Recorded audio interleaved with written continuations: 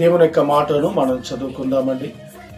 సమూయేలు మొదటి గ్రంథం 15వ అధ్యాయం 22వ వచనములో బలులు అర్పించుట కంటే మాట వినుట శ్రేష్టమని వ్రాయబడింది. మనం అర్పించే బలుల కంటే మనం చేసే కార్యాల కంటే దేవుని మాట వినటం చాలా మంచిదని ఈ వాక్య భాగంలో మనం చదువుకున్నామండి. ఈరోజు దేవుని మాటలు వింటున్న మనం అందరం కూడా దేవుని యొక్క మాటలను శ్రద్ధగా వినాలండి. మాట వినటం అంటే దేవుడు ఏం చెప్పాడో ఆ ప్రకారంగా మనం నడుచుకుంటే దేవుడు మనల్ని, మన కుటుంబాల్ని నిశ్చయంగా దీవిస్తాడు, ఆశీర్వదిస్తాడు.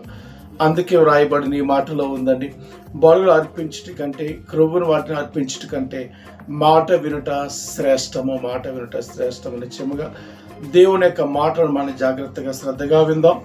దేవుడిచ్చే ఆశీర్వాదాలు మనం పొందుకుందాం. అటువంటి కృప పరిశుద్ధాత్మ దేవుడు ఈ ఉదయకాలం